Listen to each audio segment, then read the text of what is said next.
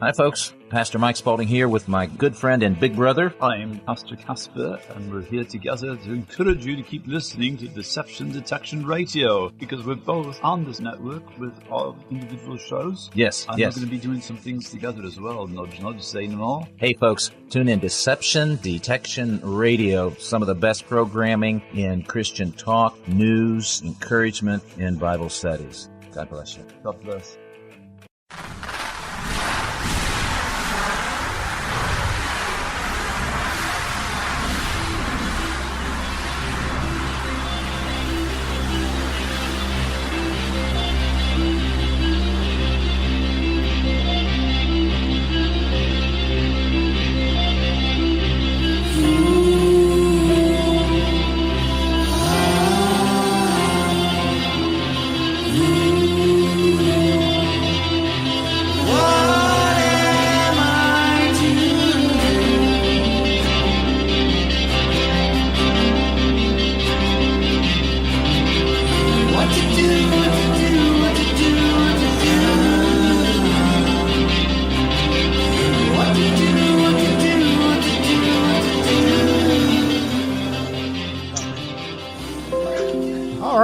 Greetings and welcome back to a special edition of Resistance Rising. I have been off the air for a little while because I've been trying to focus on a fourth book, which is just a crazy idea, a disturbing idea, unfortunately, a follow-on to my third book, Eaters of Children. Eaters of Children being the book that I think is kind of broke the mold on this child sex slave trafficking stuff, and I didn't think I could do anything worse than that, and that was really tough going. And I'll tell you, I have my team with me, and I have a special friend who we have been collaborating with, and I'll tell you, I'm sure I can speak for the team, particularly my partner Doc Felipe, who has given me a lot of research on this. It's very disturbing material. It's very disturbing material, and you lay in bed, you're mulling over what you wrote during the day, and it comes back at you, and it's tough to do. And I think I've found something just as bad, unfortunately. The idea that serial killers, so-called lone gunmen or gunwomen, and that's just a metaphor, whichever method they use to murder, the idea that they were created and enabled by an ultimate Luciferian authority. And once again, it's the hallmark of my material and also the material of our friend and collaborator Eric, who's with us today, that we trace all these things back to Rome. And that's exactly what we did with the child sex slave trafficking. And it's sort of familiar. And there is one guy who's been here before us, but he doesn't really hit the mark. Pedofocracy McGowan. Dave Pedofocracy McGowan. And we teased Dave, who's passed, by the way, unfortunately, passed young. We teased Dave because he contorted the word pedofocracy, and meanwhile makes much more sense to me to say just pedocracy, and fits very well. And I teased Dave from beyond the spirit realm of thanking him for not taking this common sense word. And he also did some work on mind-controlled murderers type stuff.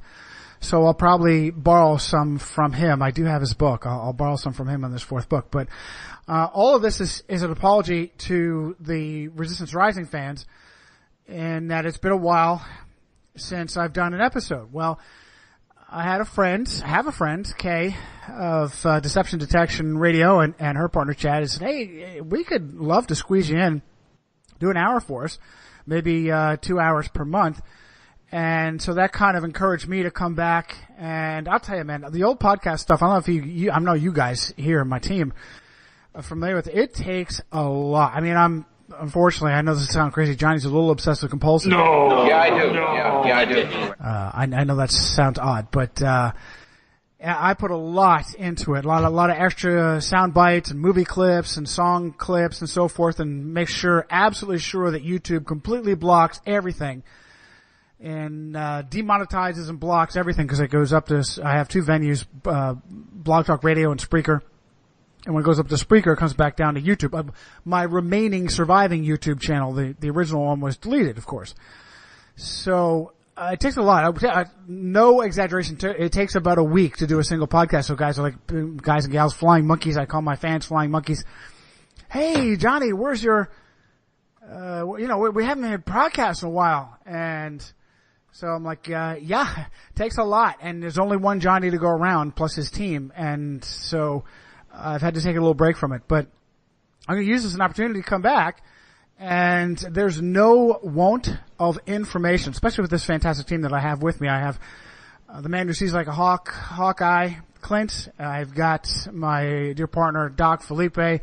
I've got our greatest researcher ever, Professor Reply All George. And I have this dear friend from up north, Eric, who we have been collaborating with and just been so excited to have with. And it's funny because I have taken there have been some pot shots taken at us because Eric is not an open, devout Christian, and we get into the cosmology stuff and whether or not the Earth is a globe, and it's very, very controversial. Honestly, I feel bad because that's the only thing that can really discredit my information is I question science, I question astronomy. And Eric didn't start out that way, but God love him, he's right there with us on just questioning authorities. So, just to let you know, yeah, he's, the team is composed of devout Christians, and Eric is a nice guy, a nice non-Christian. And I'll tell you something, some of the scriptures that he's quoted have been better than many of the Christians that I know, his knowledge of the scriptures. So, just to give you an idea of who we have on the team.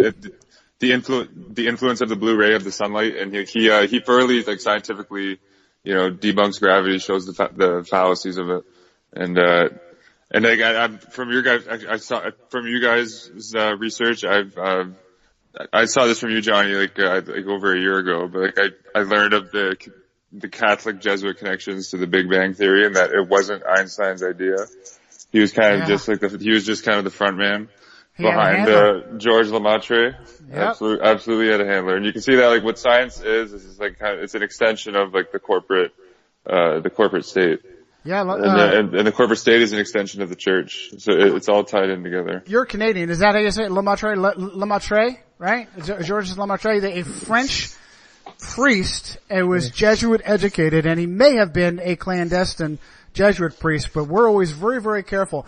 People say, oh, he's a Jesuit or he's a Knight of Malta. Well, no, I never say that unless he's an absolutely confirmed ordained Jesuit priest. You trying to jump in, George? Yes. Well, first, I'd just like to say good morning, or rather, well, it's good morning, good afternoon, rather. It's still morning here. Hello, Johnny. Hello, Felipe. Hello, Eric, and hello, Hawk. We've discussed this before. In the 19th and 20th century, the Jesuits, when they come up with one of these ideas or they repackage an old idea, they invariably will take papal court puppet Jews and use them as a frontman. Vis-a-vis, they did that with Marx in the 19th century to make it seem as if he's the one who came up with communism, even though they had great example there, centuries before. And in the last century, i.e. the 20th, they concocted the whole idea of relativity and the Big Bang, and they decided to use Einstein as their front man for that.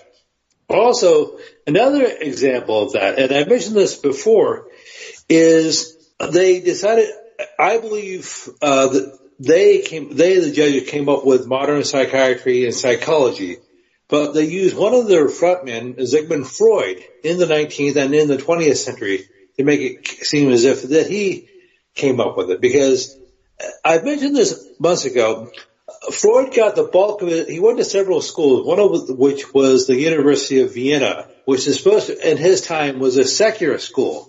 But the Jesuits ran it during the time of the Reformation or shortly thereafter. It did not officially become a, quote, secular, in quotes, institution until the 18th century. So that's another topic altogether. What they'll great do, example, George. Those are fantastic examples. That's fascinating. I was just going to say, this is a big connection to psychiatry. I found out, Carl-Jung was a contemporary of Sigmund Freud.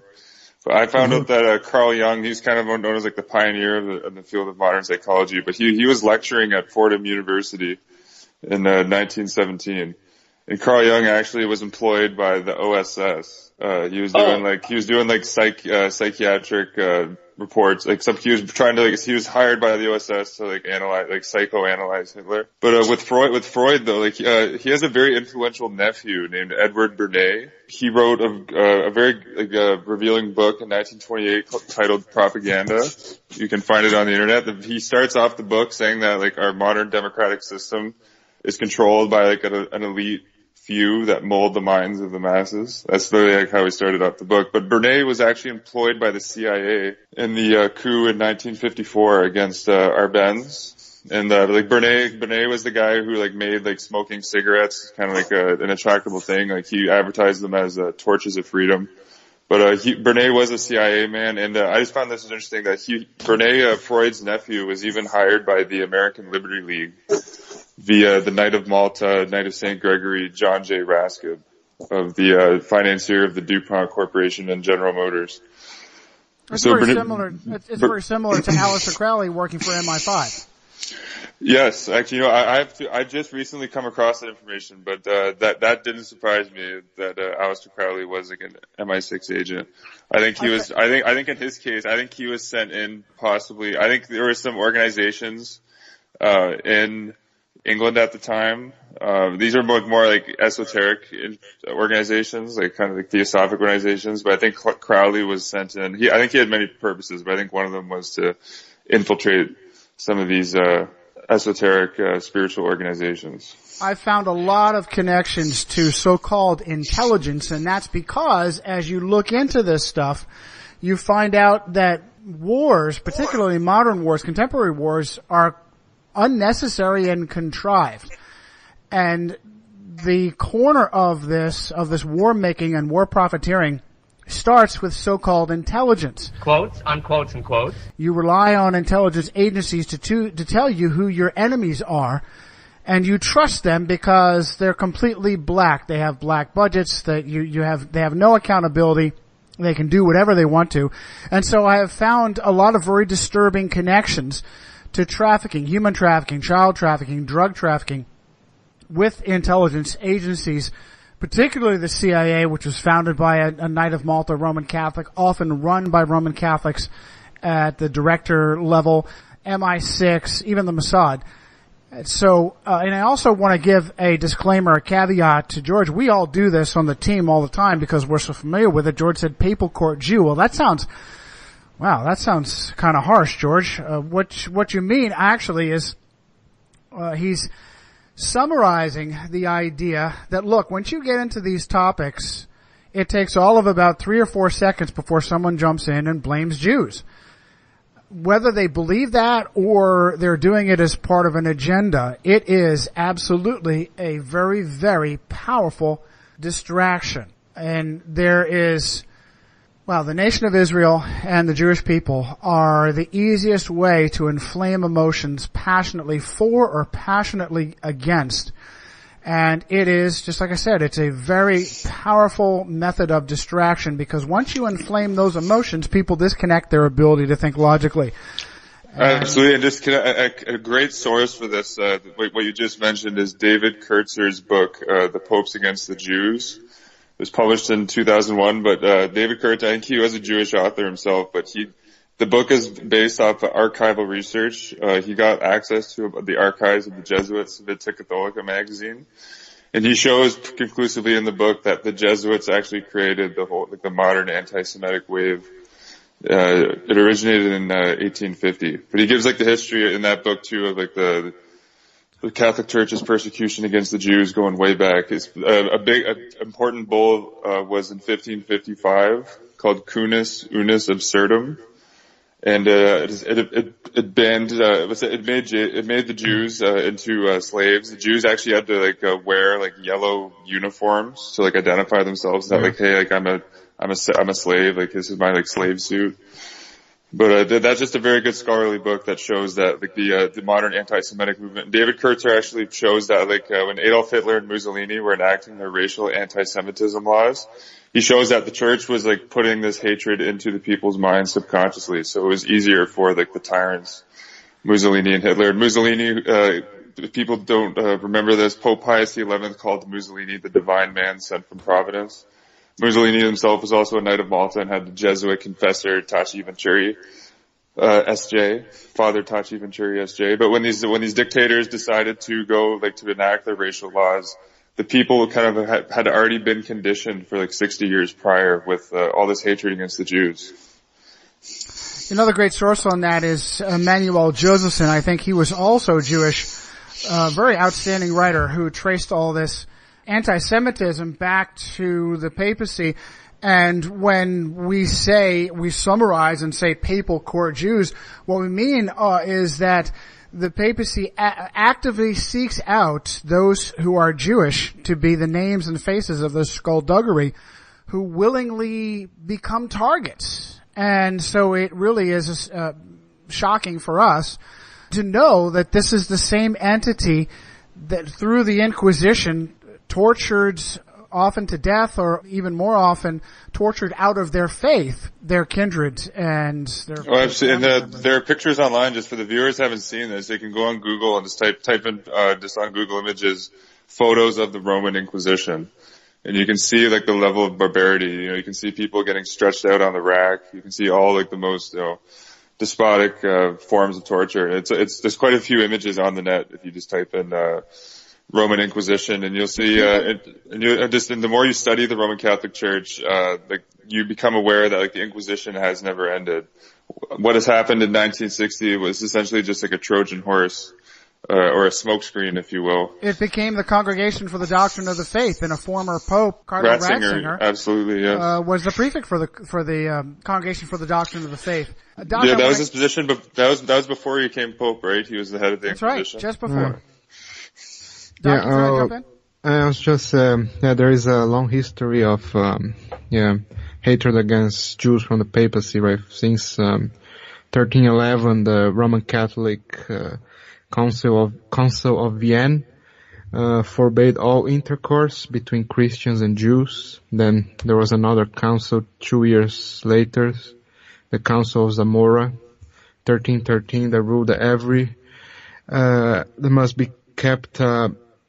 the Jews must be kept under the strict subjection and servitude. So, and almost 100 years later, 1431 to 33, they renewed the canonical decrees forbidding Christians to associate with Jews. So there was separated then in ghettos as well, as they have separate areas when they could live separate from the other people. So absolutely brilliant science, Doc. Yeah. And actually, that papal bull I mentioned earlier in 1555 did that as well. It forced all the Jews to live in these impoverished ghettos, which is really bad living conditions, not sanitary at all. You mentioned the Council of Vienna in 1311.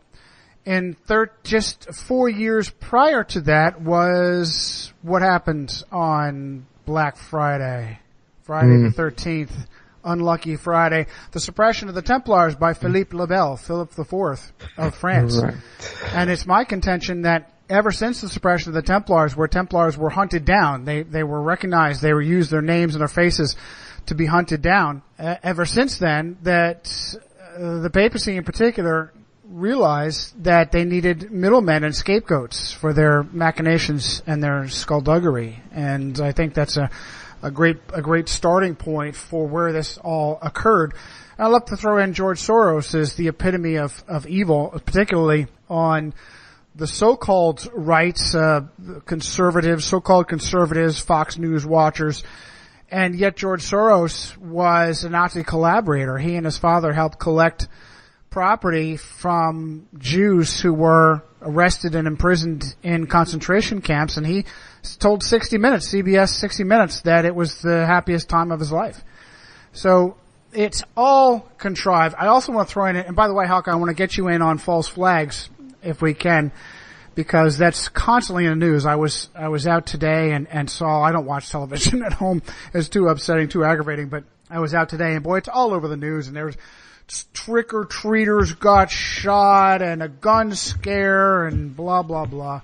I also want to mention a former head of MI6, Peter Telford Heyman, who was caught with child pornography and allowed to walk and he was a member of PI, the Pedophile Information Exchange. And yet here he is, the head of MI6, who also was stationed on the island of Malta and then later stationed in Iraq. He just crisscrossed all across the most important areas of either trafficking or manufacturing phony wars.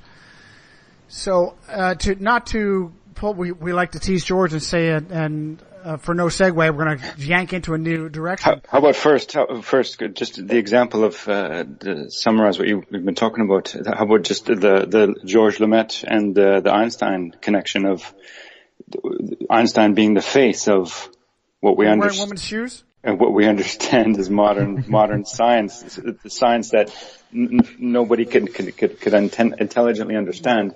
And yet it's almost identically like Karl Marx was like the face of communism, and he was the Jew. Karl Marx was educated by Jesuits, unlike Einstein, but Marx, like Einstein, was like slapped on as the poster boy of communism, and like Einstein is like the poster boy of modern science. Like we're all told in school that Einstein was just a genius, and we're just told like, oh, he was just so smart. Like let's just everything he said was true. You know what I mean? But it's ridiculous. He's propped up as almost like a messiah figure. And who was the Roman Catholic standing next or behind him? Yeah. Father Georges Lemaitre. Absolutely. Can I get one more thing with the Jews? Sure. This is very important. It just kind of shows like this the trickery of the Catholic Church here, and how like they use their hatred of the Jews to drive up religious superstition to achieve political ends. But when the Black Plague happened in the 1300s, it was blamed on the Jews actually. The Catholic, another powerful example. Yeah, that's so like the Catholic clergy and Catholics are, many Catholics will, unhesitatingly like follow what their hierarchy says. Many of them won't question it. So no, it's powerful that superstition that they can put their followers into. Excuse me, fellas, forgive me for pulling a George, but I had to be me. Couple of things. I just want to, hit on a topic that appears to, or one of the topics that appear to be near and dear to Eric. I'm not sure if it is to anybody else. I was just looking up something before we did the show on Ante Pavlovic, the leader, the secular head of the Ustaše during World War II. They're basically the German Nazis of Yugoslavia. And we've brought this up before. They basically the Ustaše have basically disappeared from history. Relatively speaking, they're just as vicious as their German counterparts in Germany, or their counterparts in Germany and Austria and other places. They were I would say they were much more vicious. Actually, Admiral Manhattan, this is the source for this, and the book Catholic Terror Today, he sources how like when Nazi soldiers actually came to the Ustaše camps, even the Nazi soldiers were like disgusted at like the level of depravity. And even like some Italian fascist soldiers who like, these guys aren't the good guys themselves, like Italian fascist soldiers were like trying to rescue some of the Orthodox, because it was literally just like a slaughter. Like it was like, there are some pictures on the internet, but in terms of like all I have to study, like George, you mentioned to me there was another slaughter in Uganda in the 90s. Or the 80s, but but in terms of the slaughters I've studied, like the Ustaše is the most like, barbaric, situation I've ever studied. And the Catholic Church was completely aware. Pope Pius XII even sent his own, papal delegate to, Croatia. His name was Ramin Marcon. And then the Archbishop Stepniak, who was overlooking the whole thing, was educated by the Jesuits at the Gregorian University. So, I mean, I'll let you keep going here, but like Pavlich was a devout Catholic. Unlike, Hitler was born Catholic, but like, Pavlich was at least open with his Catholicism. Okay, well, regarding, you had two figures, as you just mentioned. You had the secular figure, you had, Stefanik, you had, or Pavlovic, Ante-Pavlovic. You could say he was the temporal coadjutor, and, Stefanik was the spiritual coadjutor. And yes, as Eric said, Stefanik did go to, St. Gregory Pontifical Academy in Rome. Well, Pavlovich was also trained by the Jesuits. He went to a Jesuit elementary school. Great find. I wasn't aware of that. Wow. Also, this is something most people don't know about Pavlovich. His wife was Jewish, and now some people will say, well, that's odd. Well, as far as I can tell, the Jews weren't the primary target in Yugoslavia. Yes, because you only had a few of them. The main targets, as Eric has brought up before, the primary targets in Yugoslavia were the Serbs, were Eastern Orthodox. You did have some Protestants there, and you did have some what they called liberal Catholics. Now, when I say the term liberal Catholic, that throws people off. What that means is, according to Rome and the Jesuits, that simply means you don't recognize the temporal authority of the Pope. Now, contrary to popular belief, even the most devout Catholics aren't into killing people. They aren't into like bashing kids' heads up against rocks or things like that. Only relatively few people are that dialed in. So if you're not amenable to doing that, then you need to be a liberal. Therefore, they have this. The Jesuits seem to have this idea that you're either for us or you're against us. Do you want these terrorists to win? Do you want these heretics to win? Yeah, so much like George Bush said in the Iraq War, like you're either with us or you're against us. Every nation in every region now has a decision to make. Either you are with us or you are with the terrorists. I was just gonna say, like the Ustaše, these are cited cases. One priest was Peter Breja. He was a Franciscan priest, and I forgot the other guy's name was another Franciscan. I think is a Croatian sounding name. I think it was Father Frankonovic. This is cited in Aber Manhattan's book Catholic Terror Today, and this was actually on the congressional record in the Yugoslavia government. But there were competitions in the Jasenovac concentration camp that was run by the Catholic priests. They actually had competitions in like who could slit the most throats of the heretic Orthodox, like a night. This Peter Breja guy, this just shows like the level of depravity, and this level of depravity is like present in the Jesuit oath if you read the whole oath. But Peter Breja sliced the throats of 2,000 women and children.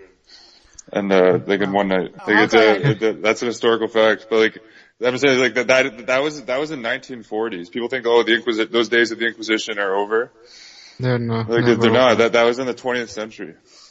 So. Wow, Hawkeye, I don't know if you're ready to depart from this issue of using Jews. I'll go ahead and prime you with another example of little Saint Simon of Trent, which I mentioned in my book. It's chapter 2. In the book, he was murdered in 1575, and this was blamed on the Jews. We actually used, Greg, our master of the mystic arts, who does such fantastic, artwork for us. We used the, Kindelfresser a statue in Bern, Switzerland, of a man eating children. And this is thought to be an example of based on the hat, the unusual hat on this statue. This is also thought to be traced back to Jews and the idea that Jews eat children or Jews drink the blood of Christian children. So, and the Jesuits actually promoted that in their Civic-Catholic, and they say the Jews are blood drinkers, they murder children. All sorts, every slander you can think of under the sun, was thrown at them, and through the Jesuit press, controlled press. It wasn't just the Civic-Catholica, the Observer Romano was used as well, but that's just a very significant fact.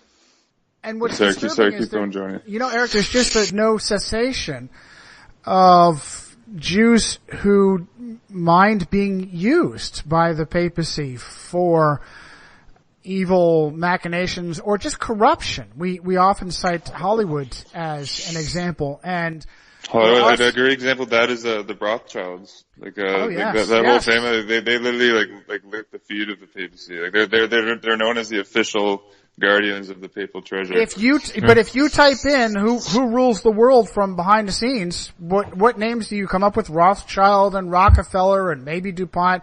The names that you never see are Medici, Borgia, Orsini, Aldo Brandini, Yeah, I'm just actually in the Medici. There was I looked this. I confirmed this. Yeah, Rodrigo. There was a Rodrigo Borgia who was president of Ecuador in 1991. Yeah, 1992, and there was William Medici who had a military dictatorship in Brazil in 1970. To this very day. So these families are still here. Like just another example, if the viewers aren't aware, there's a Paul Colonna who's the head of General Electric's investment department. You know, there's evidence out there that Christopher Columbus could have been a Colonna himself. Absolutely. Christopher Columbus, like in the official papal bull Inter Carrera, was known as a son of the Catholic Church, according to Alexander VI. All the pictures of the three Columbus ships, the Santa Maria and the other, I can't remember all three of the ships. They have what do they have on their sails every time they're depicted? Big old red Maltese crosses. Doc, do those Power families have any connections in Hollywood that you know of? Yeah, but once you start looking into, you start finding many Roman Catholics on. Yeah, I'll give just an example. You see on you watch TV at night, right? There's a talk show. All the talk show hosts you have no idea they're Roman Catholics, and most of them are altar boys, right? Oh my goodness. So they actually they brag about it. They talk to each other about what is their confirmation name. John Mulaney, right? John Mulaney talking to Stephen Colbert. Yeah, Stephen Colbert is. Mulaney trained. He went to Georgetown. Yeah, pretty much. They have a little monopoly on that late night talk show circuit. All those guys are Catholic. You went to Georgetown. Are you a Catholic? Yes, I was. Because it's a Catholic. Jesuit school. Yes, I've only gone to Catholic schools. Jesuit high school, Jesuit college, Catholic elementary school. Were you an altar boy? Yeah. I was an altar boy, too. You were an altar boy for how long? 11 years. 11 years. I did 4 years. Wow. Altar boys, it's pretty ceremonial. You hold candles, and you wear like a white dress. It's a lot like the guy that held the umbrella for Puff Daddy. I've seen pictures of Colbert laughing it up with the archbishops. I don't know if Colbert goes to mass. I don't know if yeah, interesting. They're all Catholic and leaning to the left, right? Not one of them have right-wing values, but yeah, Georgetown. So Georgetown. So wait, so it was that like did they sell Vital Vittles in the bottom basement of Healy, like that place? Yes. Yeah. Because I dated Vittles. a girl at Georgetown when I was in college. Yeah. And you would go to Vital Vittles. I would go to Vital Vittles. Yes. Yeah, which didn't sell condoms because it's a Catholic school. Well, they're following the lead of the Jesuit Father Martin in that sense. Yes, that's true. They're all becoming social justice warriors. Yeah, the Jesuits created the whole idea of the Leo Tapparelli in Brazil, right? The social justice doctrine. Social justice, yes. So I found this interesting. Even how I'm pretty sure the Pope has been calling for he wants a cashless society. I think Francis has said that. I think Benedict XVI said that. But I found the guy who actually got the patent on the ATM machine. The scientists who do, the ATM is everywhere now. There's literally everywhere. Yeah. You can't escape it. But the guy's name was Donald Wetzel. He went to 2 Jesuit schools. Wow. Right. Loyola, and one was Loyola, Maryland, and he went to a Jesuit, prep school. So, do you have an example of the Hegelian dialectic for us? Yeah, well, you think about how Christians are presented on television, or when they're invited to speak for certain point of views on television. And recently on Neil deGrasse Tyson's Star Talk, I believe it was also with a renowned atheist and writer and intellectual, Richard Dawkins. Well, the man in black, the white collar, Father James Marth J., who represented how did deGrasse Tyson lead it in? We searched the land for a Christian religious perspective. Science stands in opposition to the Bible. I'm Neil deGrasse Tyson. I'm the Frederick P. Rose Director of the Hayden Planetarium, right here in New York City. And tonight's topic, science and religion. Ooh. I've got with me my intrepid co-host, Eugene Merman. Hello. Eugene, great, my comedic co-host. Yeah, excellent. And we're featuring today my interview with the renowned evolutionary biologist Richard Dawkins. He's like primary atheist of the world.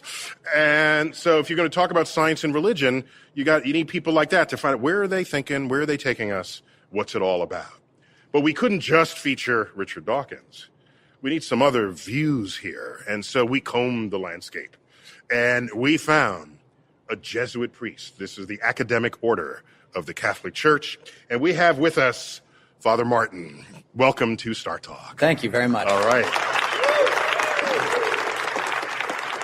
So here we have, I'm the host, and I agree with that. We also have atheist Richard Dawkins, but in order, we scoured the land to get the Christian point of view, and to do that, we're going to have Father James Martin, very renowned Jesuit and editor of so-called America magazine.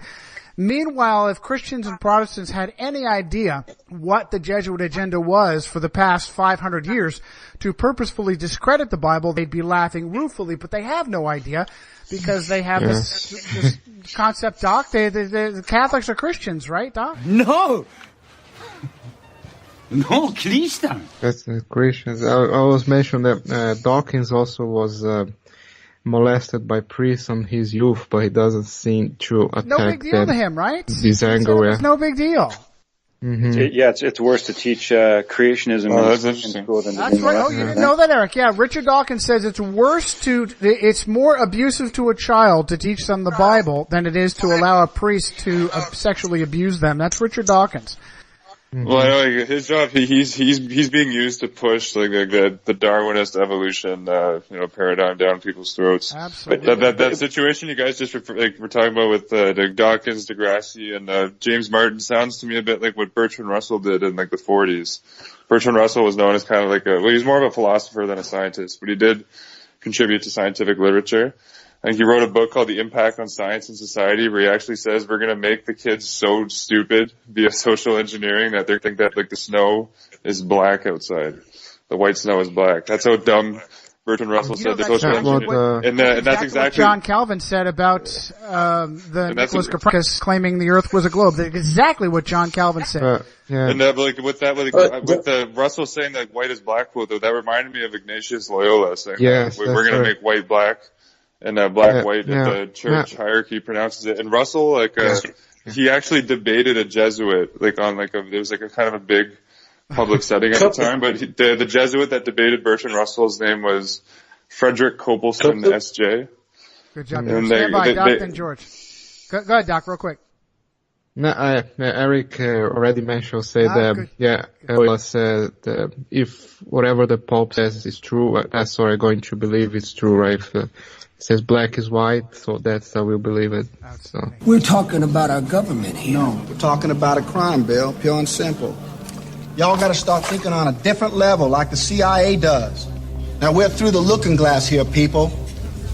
White is black, and black is white. Yeah. George, you trying to jump in, bro? Thank you. Well, thank you for bringing that up, Eric. Johnny, I sent you something on the Russell Copley debate, or Copleston, or Frederick Copleston. Bertrand Russell and this priest, Frederick Copleston, had this debate on the BBC back in the 1940s, as Eric said. And I believe you can actually listen to it online. And it's funny. Yeah, it's about 20 minutes. You can listen to it, yeah. It's funny. They're basically doing the same thing now. They'll just use different players. You could say that Russell was the Richard Dawkins or the Christopher Hitchens when he was alive of his day. And so you had Russell, who was an atheist, and you had this figure, Copleston, or whatever his name was, who was representing, quote, Christianity, end quote. Quotes, unquotes, and quotes. And they're arguing about various things. Is there a God? Can we believe in the Bible? Is there a conflict between the Bible and science? Basically, they cover the same thing now. As I said, they just simply change the players. In 10 or 20 years, they'll come up with a different Russell or a different Dawkins.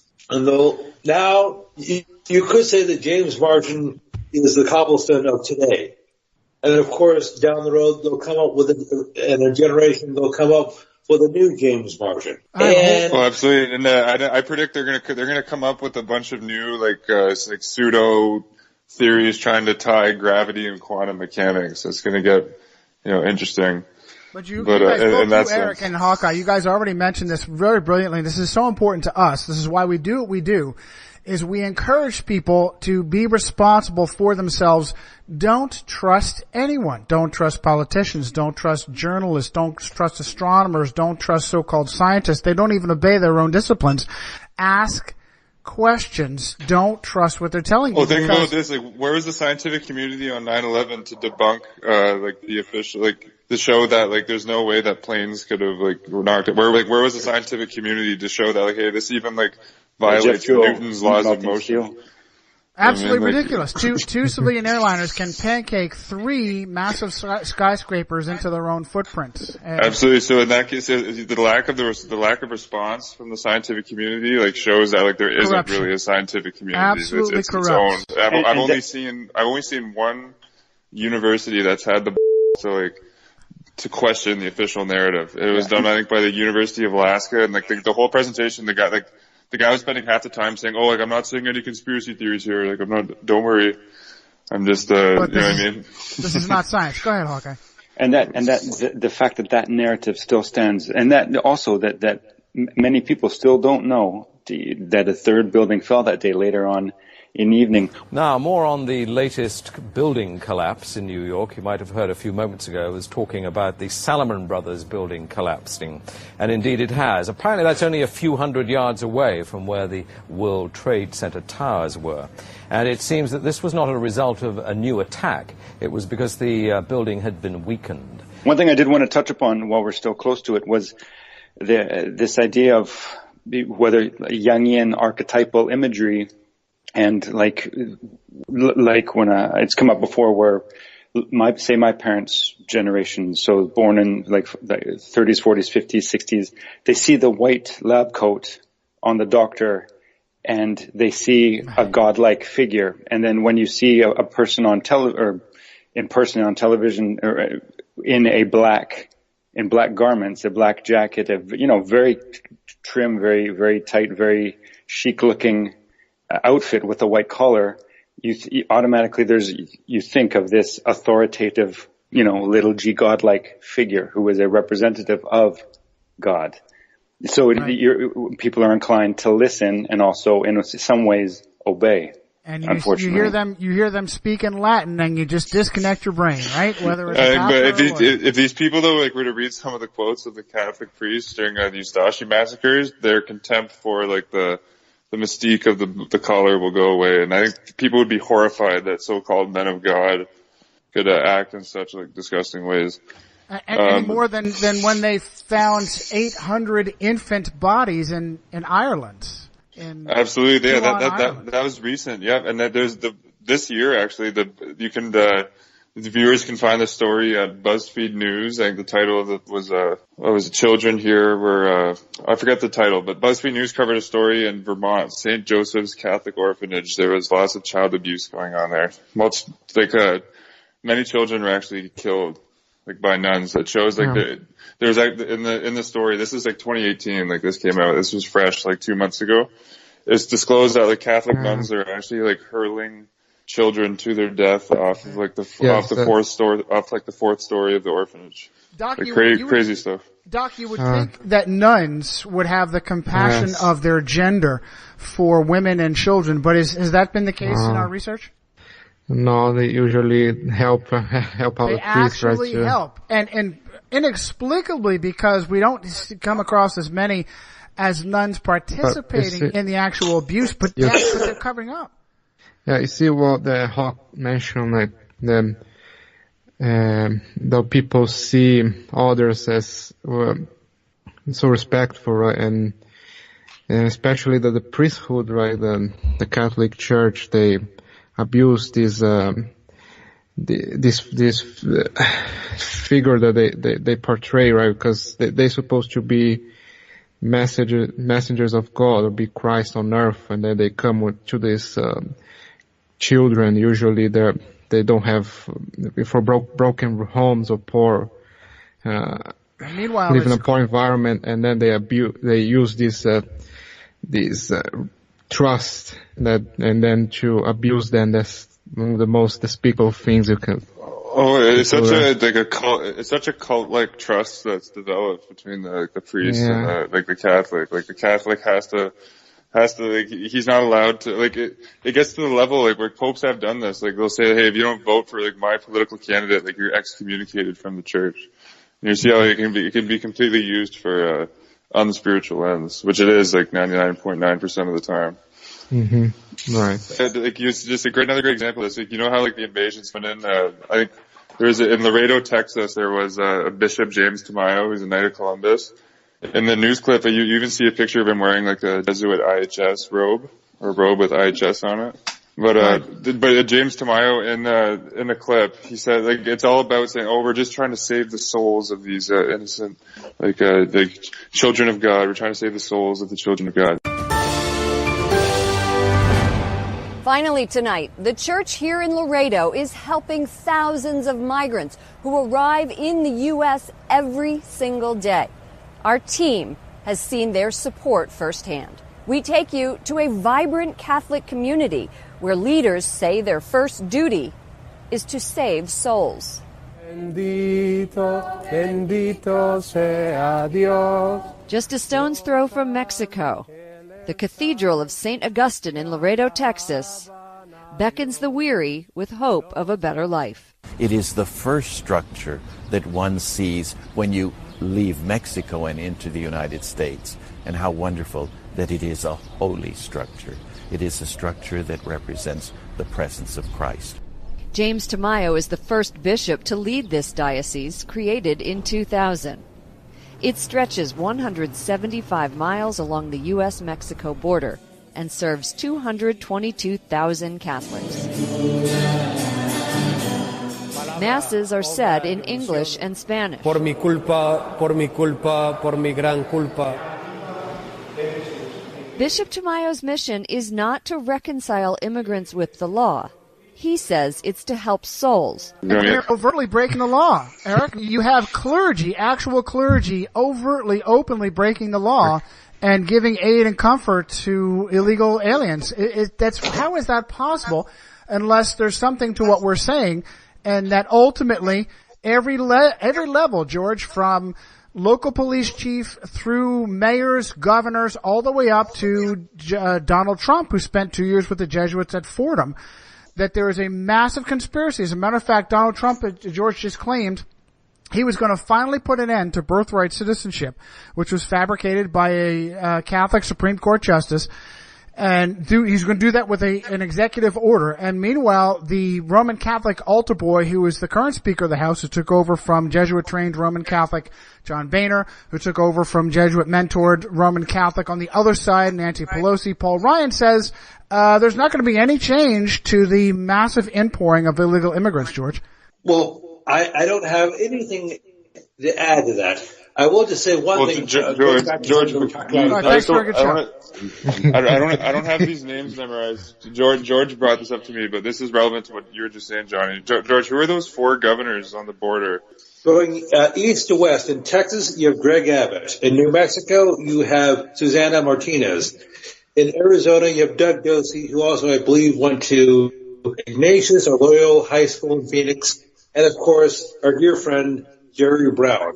Now, Brown is supposed to be leaving office in a couple of months. However, as I said before, both the gubernatorial candidates are Roman Catholics. You have Gavin Newsom, who's the leftist lieutenant governor, who was the mayor of San Francisco. And he also, unlike Jerry, he did graduate from the University of Santa Clara. And his opponent is a Roman Catholic, as I said, John Cox. So Jerry seemed to be unable to finish things, George. So all 4 of those border governors just happen to be Roman Catholic, very often trained by Jesuits in Jesuit schools. And one in particular, Jerry Moonbeam Brown, the once and future governor who was governor back in the 75 and then again today.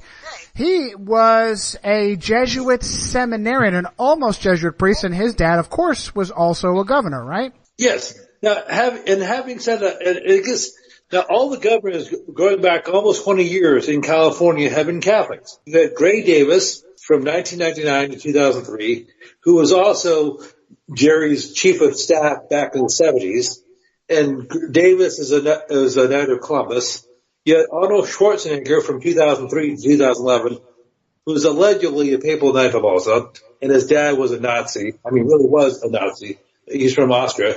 And of course... And also Catholic, and also a devout Catholic. Yes. Now, if I could just mention a couple of things. We're talking about men in black. Well, the SS wore black uniforms. And Heinrich Himmler is reputed to have been an actual Jesuit priest. I have some sources that I cite. I'm pretty sure in both my second book, Secret History, and my third book, Eaters of Children, on Heinrich Himmler actually going through and being an ordained Jesuit priest, which is insane. And if I'm not mistaken, his title was it Oberfuhrer? His title, technically, his title is greater than the position that he was Hitler had. he was the Reichsfuhrer, yeah, and there's another source for that. The Walter Schellenberg source in Edmund Paris's book, The Secret History of the Jesuits, testifies that Heinrich Himmler modeled his and Schellenberg was a head of Hitler's intelligence, like he was a Nazi intelligence officer. But Walter Schellenberg testified that Heinrich Himmler modeled the SS strictly off the Jesuit order, and that the Jesuits are absolutely obedient to their general and their superiors. And then on the other side, well, wait a minute. We had the Nazis on one side and the communists on the other side. What was going on in Russia? So let's go back to 1776 and 73, actually, and the supposed suppression of the Jesuits. Where did the Jesuits go during their suppression? Oh, they went with the Catherine of Russia, Catherine II, Catherine the First. Catherine, who was not Russian, another sovereign ruling over people that she had no loyalty to, who gave safe harbor to the Jesuits so that eventually the Jesuit Superior General, Władimir Ledakowski, along with Jesuit priest Edmund Walsh, were able to manipulate both the Red Revolution in Russia and the Third Reich in Germany, creating just a vicious meat grinder of tyranny for decades to come through World War II into the Cold War. And let me throw it out before either of you. I'm going to throw this in because it's way past. I'm going to yank it back. I wanted to throw off the softball to Doc, but I wasn't able to give him any hints, Doc. I was asking you about famous families in Hollywood, and there's somebody I have in mind. Tom Cruise, right? Isn't there an idea that Tom Cruise is a member of the Orsini family? Orsini family. And that's where he married? He was married on the Orsini family castle, right? His famous marriage to Katie Holmes was in the Orsini family castle. I wanted to throw that out there. And I also I'm writing notes, because you guys have so much fantastic information. I'm writing notes in the background where you guys are going on. And I wanted to mention, Eric in particular said, Eric, right? The non-Christian Eric. It's like and Hawkeye, you mentioned this too. It's this insane idea, this pull that was within the Catholic. Now there's two different issues that we do not attack rank and file Catholics. We have friendly debates with their doctrine. But it's the Catholic leadership that is committing these serious, terrible, heinous crimes of being puppet masters in the background. And so therefore we have, as Christians and the rare, very, very rare Protestants that we are aware of, when Christ died on the cross in somewhere around 32, 33 AD, depending upon your calendar, well, the Jesuit calendar, depending on what the Jesuit calendar says, created by Christopher Clavius, the Jesuit. When Christ died on the cross, he put to death all religion. There's no longer a need for a priesthood or intercessor. You have one intercessor, one advocate between the human being and Almighty God. It's 1 Timothy 2:5. That's Jesus Christ. You are now the priesthood. You are the temple, the royal priesthood. 1 Peter 2:9. You are the priest. You are the temple. You don't have to go to a sacred place built on dead bodies with stained glass windows, right, Doc? These are critical, fundamental differences, and yet, as Catholics, Doc, don't you see these Catholics? What happens if a Catholic family suffers a child being raped by a priest, Doc? What do? Yeah, we usually just go to complain to the hierarchy, right? They which complain is to more the bishop. corrupt than. Are you kidding me? Yeah. You'd be putting me in jail. You know, or at the very least going to a cop. Go ahead, Doc. Yeah, you mentioned just the freedom that we obtain, right, on 32, 33 AD, right? We don't have to depend on anyone else like a priest, right, but sadly is what most Roman Catholics, they complain about Protestantism, or because they want to have a leader that dictates to them what they should do in order to save their souls, right? So that's why they run to the Pope and see him as a... The highest agenda is to discredit the Bible, because the Bible says you don't need a clergy, you don't need a priesthood, you don't need intercessors, go-betweens, you don't need to confess your sins to a specific expert. You confess to the person that you wronged and turn it up to Jesus Christ. But what happened on the cross, Hawkeye? You mentioned it during the Bible study, that what separated between the Holy of Holies and the inner courtyard, something ripped. I think Doc brought that up, but when you read about it, you think about it, and how was it presented? That the curtain was rent from top to bottom, not with human hands. The most holy of holy places was opened up to all. Death of religion. And Eric is with us. The death of religion. What is the worst cause of some of the most despicable crimes of all humanity? It's religion and the abuse. When someone thinks their very soul is at stake, they'll betray their country. They'll betray their own family in order to save their soul. George, I cut you off. Were you trying to jump in with something? Well, I was going to say just really quickly, the Catholic Church, the supposed men of God were actually the ones who got the Bibles taken out of the American public school system. That was Bishop Hughes in New York City. He was the Archbishop of New York when Abraham Lincoln was president. He was the same Archbishop that was riling up a bunch of riots in New York City against Lincoln, and convinced many Northern Catholics to refuse to fight in the Union Army. It was the Catholic Church, that ironically, the supposed men of Christ, the men of God, that took the Bible out of the public school. Doc, I've got a quote real quick that I'm going to get from you, and then I'm going to go to George. I know George is been waiting patiently. I mentioned this today. Today is November 1st, All Saints Day, and we joke amongst each other that Protestants who claim that Martin Luther nailed his 95 Theses on Halloween, on October 31st, are probably not very good Protestants, and maybe even what we'd call a Jesuit coadjutor. I have this quote from the history of the Reformation. And criticism that we often receive is, come on, Johnny, you get stuck on this Jesuit stuff. You walk away from this Jesuit stuff and just preach the gospel of Jesus. Meanwhile, Martin Luther has this very amazing quote where he says, "If you do not contend with your whole heart against the impious government of the Pope, you cannot be saved. Whoever takes delight in the religion and the worship of popery will be eternally lost in the world to come." And I think what he was saying is that you live in a sea of lies, a web of lies that has been spun by the Jesuit-controlled papacy, and there's no possible way to understand. It's only the hand of God, Doc, can intervene and give you the gospel, and there's so much in the way that we're just trying to clear the path by setting the record straight.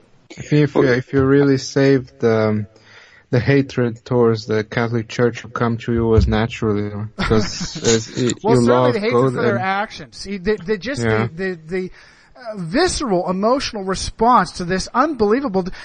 Doc, every time we hear about a priest who has raped children, what do you see? You see his bishop and his cardinal moving him, covering him, enabling him to go and rape again, picking him up and putting him in a new diocese where the families have no idea that a vicious predator. Right. How can you not be viscerally angry, furious with that, Hawkeye, and then George finally? Sorry, caught me off guard. George, go ahead. George, you've been waiting patiently, bro. Do you have something to add, or you're going to yank us into a new direction as we come to? Well, since yesterday was October 31st, Halloween. And I was talking about this yesterday. Do you mind if I just make a couple of comments about the latest Halloween movie? It is material conversation. We have just a couple of minutes left. You can finish that, and we'll do summaries from everybody. Go ahead, George. Okay. I just saw the newest Halloween movie. I'm not sure what to call it. I just call it Halloween movie 2018 because there have been, I'm not sure how many sequels. But this is what they call a retcon, retroactively fixing the continuity of a film. So you could say it is Halloween 2 because they completely altered the storyline, and that's a different conversation altogether. Just without going into some of the major players of the film, I just want to say Jamie Lee Curtis's character, Laura has undergone the Sarah Connor treatment. She's become a big she's a big time bad A. She knows how to use guns and cut your throat and things like that. That's another conversation altogether. What I will say is one of the producers of this newest film is Patrick Merchant, who went to Loyola Marymount. So almost all the protagonists in the movies are females besides Jamie Lee Curtis's character. There's her daughter, played by Judy Greer, who's Roman Catholic and went to DePaul University in Chicago. There's her granddaughter, Andy Matichuk, I believe, or Matichuk, or however you say it, who went to St. Francis High School, also in Chicago. And then there is her granddaughter's boyfriend, or the actor who played Miles Robbins, the son of Tim Robbins, and Susan Sarandon. As we've discussed, or as you and Felipe have discussed on previous shows, Susan Sarandon grew up Roman Catholic and went to Catholic University of America. So almost all the major figures in this movie have a Catholic background. George, that's amazing. Well, I thought Hollywood was run by Jews, and not only was Hollywood run by Jews, why are there so many Catholic influences in, of all things, Samhain, the celebration of the devil's holiday of Halloween? That's very odd, don't you think, George? Well, yeah, well, you can talk about the Exorcist series. And Eric has some good information on The Exorcist as well. We're coming to the end of our hour, and like I knew we were going to have this, we're just going to roll this fantastic conversation into our live stream tomorrow morning at 10 a.m. Eastern on Friday, and we're also blessed right now to be doing them on Wednesdays as well. On my channel, Resistance Rising, my website, Johnny Cirucci, JOHNNYCIRUCCI.com. And the books are Illuminati on Mass, Secret History, and Eaters of Children, which you can all get on Amazon. Eric, our dear friend here. Eric, the name of your channel, is it Eric777 on YouTube? Yes, 3 7s, yes. Eric777 on YouTube. You'll see him on my channel, my backup channel, Resistance Rising. Eric maintains a blog on Reddit as well. Can you give us the name of that? Yes, that's, you can type it in r/Jesuit World Order. No spaces in the Jesuit World Order. In particular, I recommend, I've reposted, the article you sent me from the Chicago Tribune, Johnny, of Archbishop James Edward Quigley. And I've reprinted that so everyone can read that, like he said in 1903, that the Catholic Church will rule the world, mutually with the United States. And he threatens politicians even in Chicago. He said, I'd like to see that, the politician that will rule against the church, his reign would be short indeed.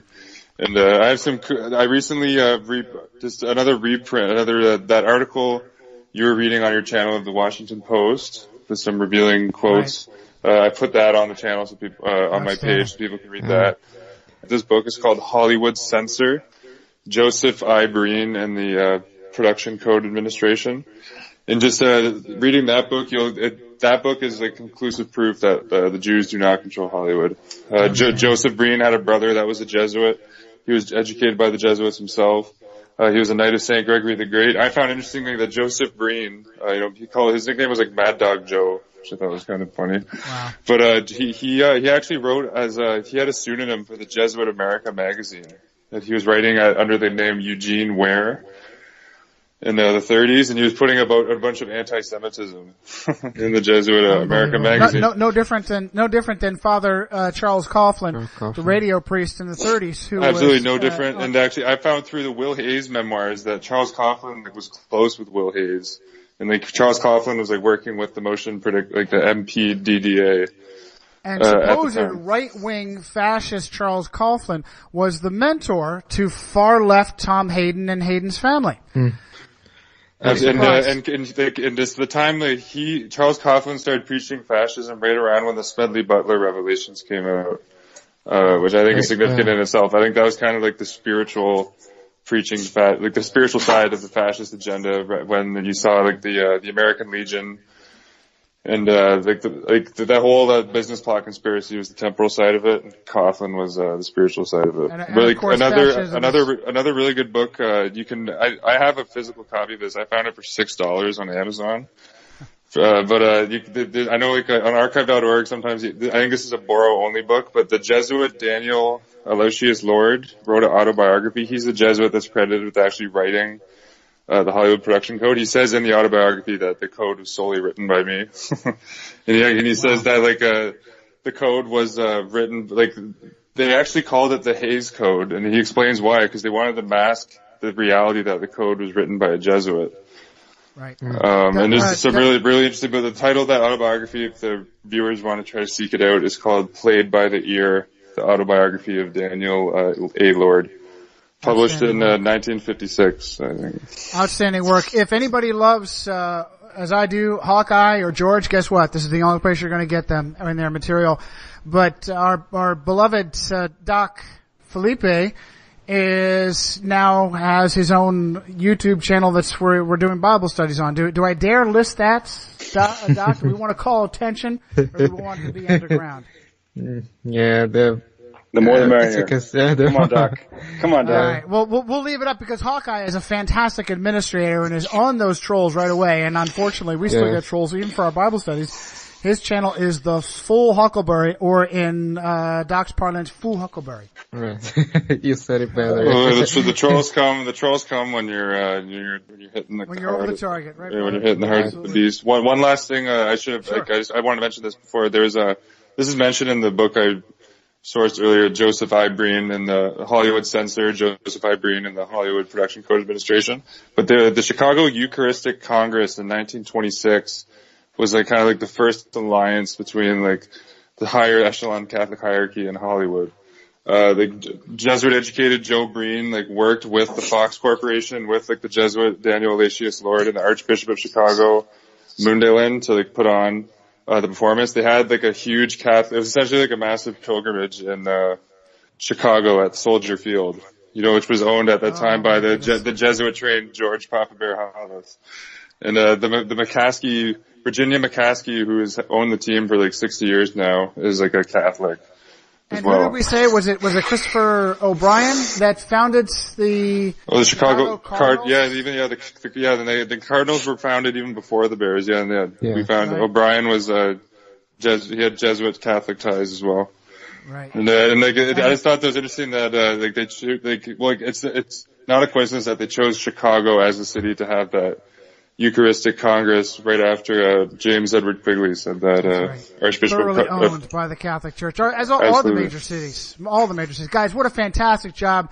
We're going to roll this brilliant conversation right into tomorrow morning, God willing. Hopefully I get you all of you back in tomorrow morning on the live stream at 10 a.m. Right. But thank you so much, guys. Fantastic job. Thank you. Great show, guys. We got to close it out, George, real quick. Go ahead. Okay. This is my last comment, I promise. I'm going to take, forgive me for stepping out of order here, but I'm going to throw the bull poo-poo flag on the business plot of the 1930s. To me, for a couple of reasons. It reminded me somewhat of the whole bomb thing last week and the gunpowder plot of about 40 years ago. Because I guess 400 years ago, yeah. Because to me, something just doesn't seem right about it. I think Roosevelt would have been in the know. I think the idea that Butler, I think Smedley Butler wasn't informed on, he wasn't read into the full, Jesuit, he wasn't read into the hierarchy. So I think Butler actually thought that Roosevelt was kind of oblivious to this plot. Which we certainly saw influences that James I may have been shielded from the gunpowder plot of 1605. Remember the 5th of November, that he actually may have even worked the great commissioner of the authorized King James Bible. Guys, we really need to go. Fantastic work. George, hold your thought. Yeah, we'll go into that more, but yeah, I think George is onto something. There's the James Roosevelt Bailey, who was a Catholic, he was I think a Jesuit educated preacher, a Catholic theologian, who was actually connected to the Roosevelts. No coincidence there. Gonna have to wait till tomorrow morning, guys. Thank you so much. Have a great day. Take care. You too, guys. Take care. Well, take care, Eric, Johnny, Hawk, and Doc.